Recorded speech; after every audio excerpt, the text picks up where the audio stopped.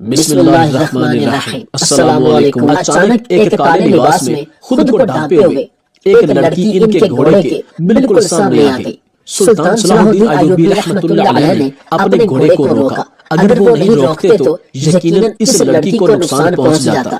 سلطان کے ساتھ ان کے سپاہی موجود تھے اور ان کا خاص وزیر بھی ان کے ساتھ تھا۔ سلطان اپنے گھوڑے سے نیچے اترے اور قدم با قدم چل کر اس لڑکی کے پاس آ گئے۔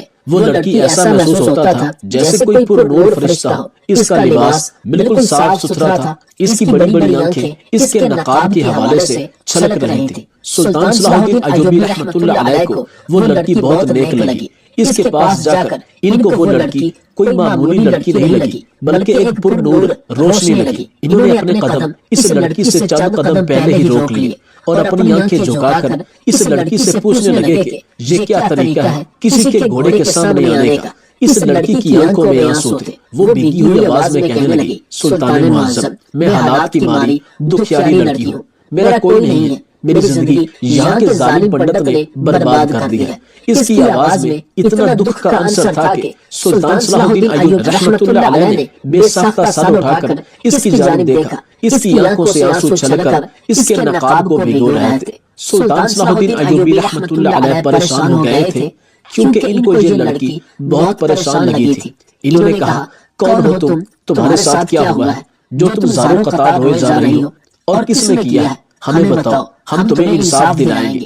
وہ لڑکی کہنے لگی، سلطان معظم، میرا نام زینب بنت قربان ہے، میں اپنے ماں باپ کی اکلوتی اولاد ہوں۔ ہم لوگ اس گاؤں میں برسوں پہلے سے رہ رہے ہیں۔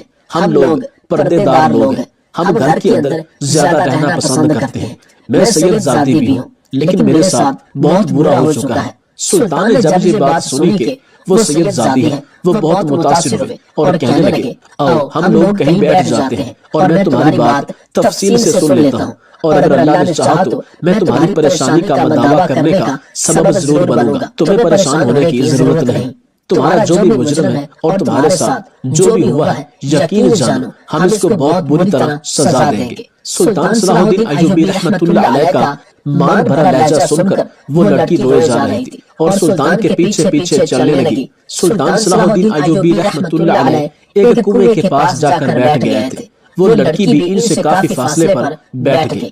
ان کے سپاہی اور ان کے وزیر ان کی حفاظت کے لیے آگے پیچھے کھڑے ہو گئے۔ سلطان صلاح الدین ایوبی رحمۃ اللہ علیہ نے اس لڑکی کی جانب دیکھا اور اس کو بولنے کا اشارہ کیا۔ وہ لڑکی کہنے لگی، سلطان معظم، ایک روز ایک ہندو پنڈت ہمارے گھر کی دہلیز پر آیا تھا۔ ہم لوگ دروازے پر آیا ہوا کوئی بھی مہمان ہو اس کو تکلیف میں دیکھ کر اپنی دہلیز سے خالی ہاتھ نہیں بھیجتے، کیونکہ ہمارے بڑوں نے ہمیں سکھایا ہے کہ دروازے پر کوئی بھی فقیر آئے کسی بھی شکل میں کیوں نہ ہو، تم سے جو بن جائے اسے ضرور دو۔ وہ پنڈت زور زور سے رو رہا تھا اور کہہ رہا تھا کہ مجھے تم اپنا کوئی کپڑوں کا جوڑا دے دو، میری جوان بیٹی ہے جس کے پاس کوئی صاف کپڑا پہننے کو نہیں ہے۔ میں بہت غریب ہوں، جو میری بیٹی کے پاس پہلے جوڑا تھا وہ جگہ جگہ سے پھٹ چکا ہے۔ اگر کبھی مجبوری میں وہ کہیں آئے جائے تو اس کے جسم کے اعضاء نظر آتے ہیں۔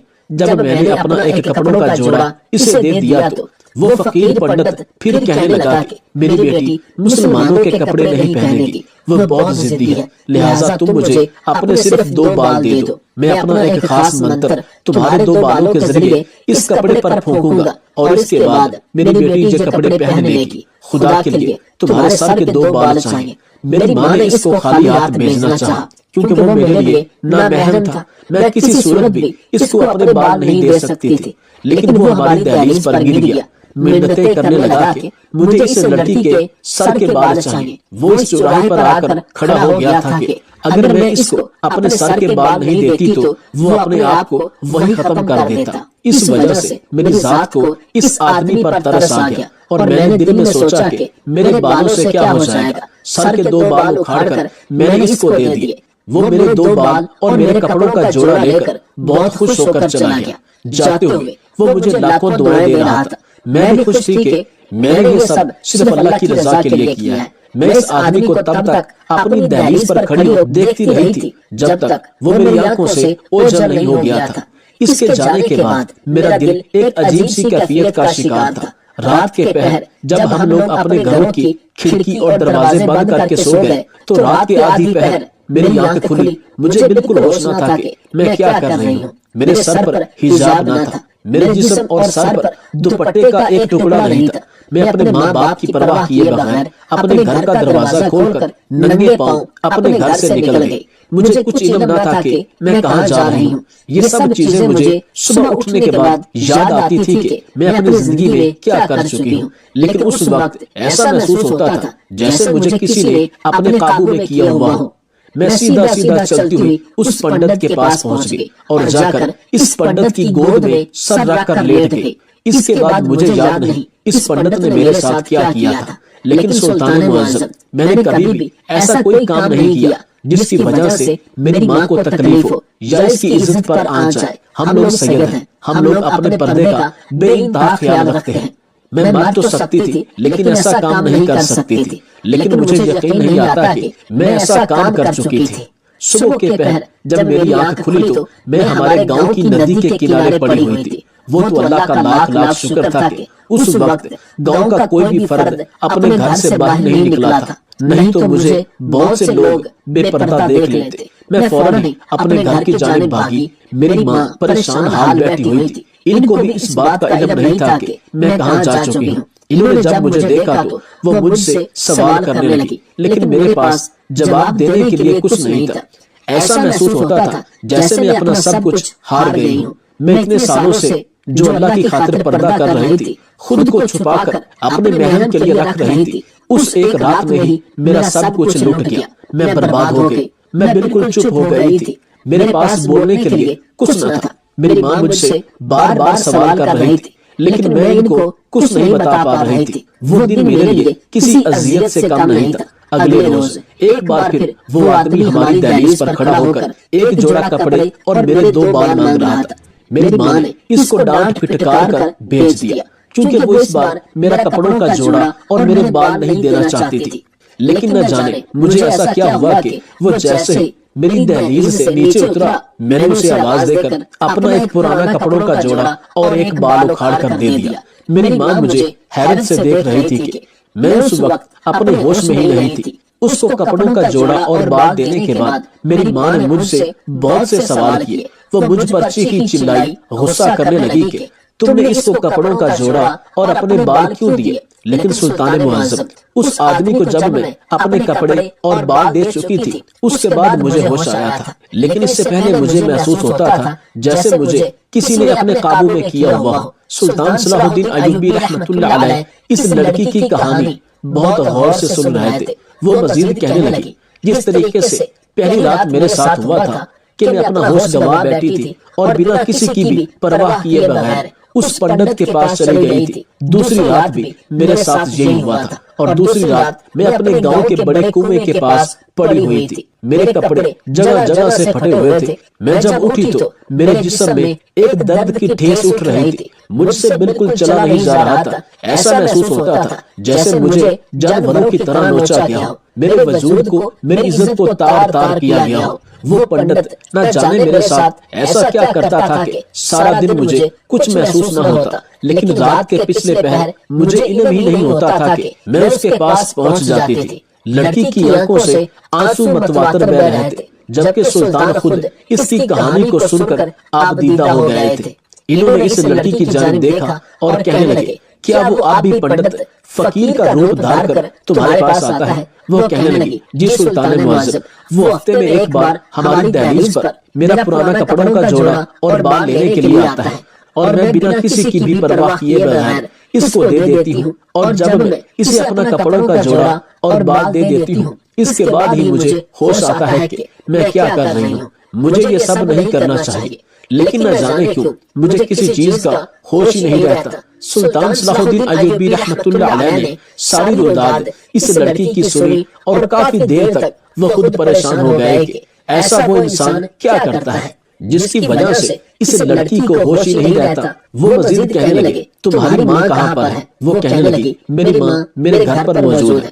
وہ خود بھی بہت زیادہ پریشان ہے، میرا ابا بھی ہم لوگوں سے بات نہیں کرتا، اور ان کے لیے ان کی عزت سب سے بڑھ کر تھی، اور میں اپنی اس غلطی کی وجہ سے اپنی عزت گنوا چکی ہوں۔ ہمارے خاندان میں ابھی تک اس بارے میں کسی کو کچھ معلوم نہیں جس طریقے کی میری حالت صبح سویرے اٹھنے کے بعد ہوتی ہے، اگر مجھے صبح کے وقت کسی نے دیکھ لیا تو میرے خاندان بھر میں بہت بدنامی ہوگی۔ میری منگنی ہو چکی تھی، کچھ مہینوں بعد میری شادی ہے۔ سلطان معظم، مجھے انصاف چاہیے، اس فقیر نما پنڈت سے پناہ چاہیے۔ اس کا جب دل چاہتا ہے وہ میرے پاس آتا ہے، مجھ سے میرے کپڑوں کا جوڑا اور سر کے بال مانگتا ہے، اور رات کے پہر اپنی حوث کو بجھاتا ہے۔ میں برباد ہو رہی ہوں۔ سلطان معظم، میں نے آپ کے بارے میں بہت سنا اور بچپن میں آپ کو اپنی آنکھوں سے دیکھا ہے کہ آپ ہر کسی کی مدد کرتے ہیں۔ کیسا بھی معاملہ کیوں نہ ہو، آپ کسی کو بھی ایسے اکیلے تنہا نہیں چھوڑتے۔ مجھے اس ہندو یا عیسائی جو بھی ہے اس سے انصاف چاہیے۔ کافی دیر تک سلطان خاموشی کے ساتھ اس لڑکی کی گفتگو کو سنتے رہے۔ وزیر ان کے پاس ہی کھڑا سب کچھ سن رہا تھا، لیکن ابھی وہ کچھ بول کر سلطان کی نگاہوں میں برا نہیں بننا چاہتا تھا۔ سلطان نے اس لڑکی کی جانب دیکھا اور کہنے لگے کہ اگر اب آج وہ تمہارے پاس آتا ہے اور تم سے کپڑوں کا جوڑا اور سر کے بال مانگتا ہے تو تمہیں خود پر قابو کرنا پڑے گا۔ ان کا صرف یہ کہنا تھا کہ وہ لڑکی روتے ہوئے ایک بار پھر اپنا سر نفی میں ہلانے لگی اور کہنے لگی، سلطان معظم، یہ میرے بس میں ہوتا ہی نہیں ہے۔ میری ماں خود اس چیز کو لے کر پریشان ہے۔ وہ تو دروازہ تک نہیں کھولنا چاہتی، لیکن وہ پنڈت ہمارے گھر سے تھوڑا دور ہی ہوتا ہے تو مجھے محسوس ہو جاتا ہے کہ وہ ہمارے گھر کے پاس آ رہا ہے۔ میں اس کے آنے سے پہلے دروازے پر کھڑی ہو کر اس کا انتظار کرنے لگتی ہوں۔ میں کچھ بھی کر لوں، میں اسے بچ ہی نہیں پا رہی۔ میں کیا کروں؟ میں بہت پریشان ہوں۔ اگر میرے سسرال والوں کو اس بارے میں علم ہو گیا، انہیں معلوم ہو گیا کہ سید زادی ہو کر میں اپنی عزت گنوا چکی ہوں، تو وہ لوگ میرا رشتہ توڑ دیں گے اور ساری برادری میں یہ بات پھیل جائے گی۔ سب لوگ یہی بولیں گے میں ایک اچھی لڑکی نہیں ہوں، میں نے اپنے باپ کی عزت کو روند دیا، میں بے گناہ ماری جاؤں گی۔ اس لڑکی کی کہانی بہت دکھ بھری تھی۔ انہیں اس پنڈت پر بہت غصہ آ رہا تھا کہ وہ ایسا کام کیسے کر سکتا ہے، لیکن سلطان کو ایسی کہانی پر یقین بھی نہیں آ رہا تھا۔ وہ حیران بھی تھے کہ ایسا کیسے ہو سکتا ہے کہ کوئی شخص پرانے کپڑے کے جوڑے اور سر کے بال لے لے اور اس کے بعد وہ لڑکی اس آدمی کے پاس خود چلی جائے۔ ان کو اس وقت یہ کہانی بناوٹی بھی لگ رہی تھی، لیکن جس طریقے سے وہ لڑکی اپنی کہانی سلطان کو سنا رہی تھی وہ بالکل بھی بناوٹی انداز نہیں تھا۔ وہ ایک سادہ انداز تھا جس کے اندر انسان بہت زیادہ پریشان ہوتا ہے۔ انہوں نے ایک فیصلہ لیا اور اس لڑکی کے اس گھر کی طرف چل پڑے، جبکہ انہوں نے اپنے وزیر کو حکم دیا کہ اس جیسی لڑکی ہی ان کو ابھی اور اسی وقت چاہیے۔ اس کا قد اس لڑکی جتنا ہو، اس کی رنگت بھی زینب جیسی ہی ہو۔ سلطان کے حکم کے آگے وہ فوراً ہی سر جھکا گئے اور ایسی لڑکی تلاش کرنے کے لیے نکل پڑے، جبکہ سلطان صلاح الدین ایوبی رحمۃ اللہ علیہ پیدل ہی اس لڑکی کے گھر کی جانب چل پڑے۔ اس لڑکی سے باتیں کر رہے تھے، لیکن وہ خاموشی سے سر جھکا کر ان کو جواب دیے جا رہی تھی۔ ان کو اس لڑکی سے بہت اپنائیت سی محسوس ہو رہی تھی۔ ایک تو سلطان اس پورے گاؤں کو مسلمان کرنا چاہتے تھے اور اسی وقت انہیں ایک مسلمان ٹکرا گیا تھا اور وہ بھی ایک سید زادی۔ ان کا دل اس لڑکی کی جانب سے بہت خوش تھا، لیکن اس کے ساتھ ہوئی اذیت ناک کہانی کی وجہ سے ہی وہ اپنی خوشی بیان نہیں کر سکتے تھے۔ سلطان صلاح الدین ایوبی رحمۃ اللہ علیہ اس لڑکی کے گھر کے پاس آ گئے تھے۔ وہ گھر بہت چھوٹا سا تھا، چھوٹا سا برآمدہ، چھوٹا سا ایک کمرے پر مشتمل وہ گھر ان کی پوری کل کائنات تھی۔ سلطان صلاح الدین ایوبی رحمۃ اللہ علیہ کافی دیر تک اس گھر کے اندر بیٹھے رہے اور اس کی ماں سے گفتگو کرتے رہے اور اس پنڈت کے بارے میں ساری جانکاری لی۔ تھوڑی دیر بعد اس لڑکی کا باپ بھی آ گیا اور سلطان کو وہاں دیکھ کر ٹھٹک گیا تھا، لیکن جلدی اپنی حیرت پر قابو پا کر اس نے دریافت کیا تو سلطان نے اس آدمی کو بہت طریقے کے ساتھ اپنی بات سمجھائی تھی۔ ان کے بولنے کا انداز، ان کے سمجھانے کا انداز اتنا اچھا تھا کہ وہ آدمی جو اپنی بیوی اور بیٹی سے بدظن ہوتا جا رہا تھا، اس نے فوراً ہی بے ساختہ اپنی بیوی اور بیٹی کو گلے سے لگا لیا تھا اور ان کا ساتھ دینے پر آمادہ ہو گیا تھا۔ تھوڑی دیر انتظار کے بعد وزیر ایک لڑکی کے ساتھ ان کے گھر کے اندر داخل ہوا تھا۔ وہ لڑکی بالکل زینب کی جتنی لمبی، اس کی رنگت جیسی تھی۔ انہوں نے زینب کی جانب دیکھتے ہوئے حکم دیا کہ اپنا ایک لباس اس کو دے دو۔ رات کے پہر جب وہ آدمی آئے گا تو تم ایک کمرے میں بند ہوگی، باہر سے تمہارے کمرے کے اندر تالا لگایا جائے گا، اور جب وہ آدمی اس لڑکی سے کپڑوں کا جوڑا اور بال مانگے گا تو وہ اپنے کپڑوں کا جوڑا اور بال نہیں دے گی، بلکہ اپنی مری ہوئی دادی کے کپڑوں کا ایک جوڑا اور ایک گھوڑی کے بال دے گی۔ بعض روایات میں یہ آتا ہے کہ وہ گھوڑی سلطان کی ذاتی یا ان کے ایک خاص وزیر کی تھی، اور اس کے بعد ہم دیکھتے ہیں کہ آخر وہ فقیر نما ہندو یا عیسائی ایسا کیا کرتا ہے جس کی وجہ سے تم بے قابو ہو جاتی ہو۔ سلطان کے اس منصوبے کو سن کر سب لوگ ہی متاثر ہو گئے تھے، اور سلطان نے گھوڑی کے بال بھی کٹوا لیے تھے۔ اس لڑکی کو اس گھر کے اندر چھوڑ کر وہ باہر آ گئے تھے۔ انہوں نے پورا دن گاؤں میں گزار دیا تھا۔ شام کے پہر وہ آدمی جو ہندو پنڈت تھا وہ زینب کی دہلیز پر ایک بار پھر آ گیا تھا، لیکن اس سے پہلے زینب کی ماں نے اس کو ایک کمرے کے اندر بند کر دیا۔ جب وہ ان کی دہلیز پر آیا تو فوراً وہ لڑکی جو وزیر اپنے ساتھ لایا تھا اس پنڈت کے پاس آ گئی۔ زینب اس کو سب چیزیں سمجھا چکی تھی کہ اس کو کس طریقے کا رویہ اختیار کرنا ہے اور کیا گفتگو کرنی ہے۔ اس ہندو یا عیسائی چلاک آدمی نے اس لڑکی کو زینب سمجھ کر اس سے کپڑوں کا جوڑا اور بال مانگے، تو اس نے بنا کچھ سوچے سمجھے اور بولے ایک کپڑوں کا جوڑا اور سر کے بال اس آدمی کو دے دیے۔ یہ سب لے کر وہ آدمی ایک پل وہاں نہیں رکا تھا اور وہاں سے چلا گیا، جبکہ کمرے کے اندر موجود زینب باہر آنے کے لیے تڑپ رہی تھی۔ سلطان بھی اس منظر کو دیکھ رہے تھے۔ تھوڑی دیر بعد جب وہ آدمی اس کے گھر سے تھوڑا دور چلا گیا تو زینب ٹھنڈی ہو کر زمین دوز ہو چکی تھی۔ فوراً ہی اس کی ماں نے اس کو ہوش دلایا تھا۔ اب ان سب کو رات کا انتظار تھا۔ آدھی رات ہوتے ہی سلطان کے حکم سے وہ لڑکی جو وزیر کے ساتھ آئی تھی اس پنڈت کے پاس جانا شروع ہو چکی تھی۔ اس کے پیچھے سلطان اور وزیر اور ان کے سپاہی اور وہ لڑکی زینب خود بھی جا رہی تھی۔ وہ لڑکی جو وزیر کے ساتھ آئی تھی وہ بالکل ساتھ میں تھی، چونکہ اس نے اپنے سر کے بال نہیں دیے تھے۔ اس کو سب کچھ معلوم تھا کہ وہ کہاں پر جا رہی ہے اور کیا ہو رہا ہے۔ وہ لڑکی جب اس جگہ پر پہنچ گئی جہاں پر اس پنڈت کا حجرہ تھا، سب لوگ ہی سامنے آتے اس منظر کو دیکھ کر حیران رہ گئے۔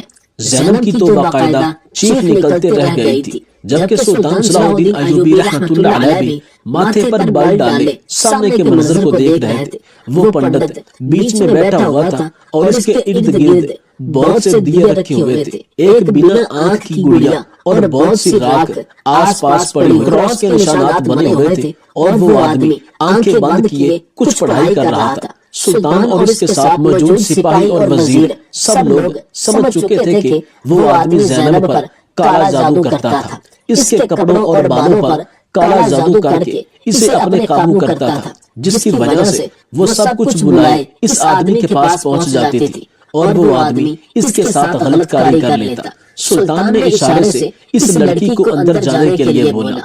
وہ لڑکی خوف زدہ نظر آ رہی تھی، لیکن سلطان کے آس پاس کھڑے ہونے کی وجہ سے وہ فوراً ہی اندر چلی گئی اور بالکل ایسا ہی رویہ اختیار کر رہی تھی جیسا اسے زینب نے بتایا تھا۔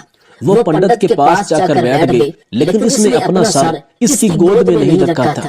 عین اسی وقت اس پنڈت نے اپنی لال سرخ آنکھ کھول کر اس لڑکی کی جانب دیکھا تھا اور بے ساختہ اس سے دور ہو گیا تھا اور گڑبڑاتے ہوئے کہنے لگا تھا، کون ہو تم اور یہاں پر کیا کر رہی ہو؟ جبکہ اس لڑکی کے اندر بولنے تک کی شکت باقی نہیں تھی۔ اس آدمی اور وہاں کے ماحول کو دیکھ کر وہ بھی بہت زیادہ گھبرا گئی تھی، لیکن جو چیز سلطان نے اس کو سکھائی تھی اس کو اس پر عمل کرنا ہی تھا۔ لڑکی ڈرے ہوئے انداز میں اس پنڈت کو دیکھتے ہوئے کہنے لگی، میں تو آپ کے پاس آئی ہوں، آپ نے ہی تو مجھے بلایا ہے۔ اس کی آواز زینب کی آواز سے مختلف تھی۔ وہ پنڈت سمجھ چکا تھا کہ دال میں کچھ کالا ہے۔ وہ اپنی جگہ سے کھڑا ہوا اور بھاگنے لگا۔ وہ جیسے ہی بھاگا اس سے پہلے سپاہیوں نے اسے پکڑ لیا اور عین اسی وقت اسے رسیوں سے باندھ دیا گیا۔ سلطان صلاح الدین ایوبی رحمۃ اللہ علیہ حیران تھے کہ کوئی شخص اپنی ہوس بجھانے کے لیے اس حد تک بھی جا سکتا ہے۔ انہوں نے خواب میں بھی ایسا تصور نہیں کیا تھا۔ انہوں نے اس آدمی کی جانب دیکھا اور بہت زیادہ غصے کے عالم میں پوچھنے لگے، کب سے یہ گھٹیا کام کر رہے ہو؟ کتنی بہن بیٹیوں کی زندگی برباد کی ہے تم نے، اور کیوں کیا تم نے ایسا؟ وہ آدمی سب کی جانب دیکھ کر بہت برے طریقے سے خوف زدہ نظر آ رہا تھا۔ وہ کسی بات کا جواب نہیں دینا چاہتا تھا، وہ کسی بھی طور پر بھاگ جانا چاہتا تھا، لیکن سلطان کے سپاہیوں نے اس کو اس طریقے سے قابو کیا ہوا تھا کہ سوال ہی پیدا نہیں ہوتا تھا کہ وہ ایک انچ بھی ان کے شکنجے سے ہل پائے۔ انہوں نے فوراً ہی اپنے سپاہیوں کو حکم دیا کہ اس گھٹیا شخص کا سر دھڑ سے الگ کر دیا جائے۔ چونکہ یہ سچ نہیں بتا رہا تھا، اتنا سننا تھا کہ وہ آدمی کسی طوطے کی طرح شروع ہو گیا کہ وہ مسلمانوں کے اس گاؤں میں جتنے بھی مسلمان ہیں ان کے ساتھ ایسا ہی کرتا ہے اور ان کی بہن بیٹیوں کی عزت کو خراب کرتا ہے، اور اپنی ذات کو لطف اندوز ہوتا ہوا دیکھ کر اتنا خوش ہوتا کہ اس سے بڑھ کر اس کائنات میں اس کے لیے کوئی خوشی نہیں تھی، اور صبح ہونے سے پہلے ان کو گاؤں کی ندی یا کنویں کے ساتھ پھینک دیتا ہے۔ پھر یہ پنڈت کہنے لگا کہ بہت دنوں سے میرے کانوں میں زینب کی باتیں آ رہی تھی کہ گاؤں میں ایک سید زادی موجود ہے جس کو آج تک کسی بھی نامحرم شخص نے نہیں دیکھا، اور زینب کوئی لڑکی نہیں بلکہ حور ہے۔ تو میں نے اس دن ہی منصوبہ بنا لیا تھا کہ میں اس سید زادی کو بے آبرو کروں گا اور اس حور کے جسم سے لطف اندوز ہوں گا، اس کے کپڑے پھاڑ کر اس کو ندی کے قریب پھینک دوں گا۔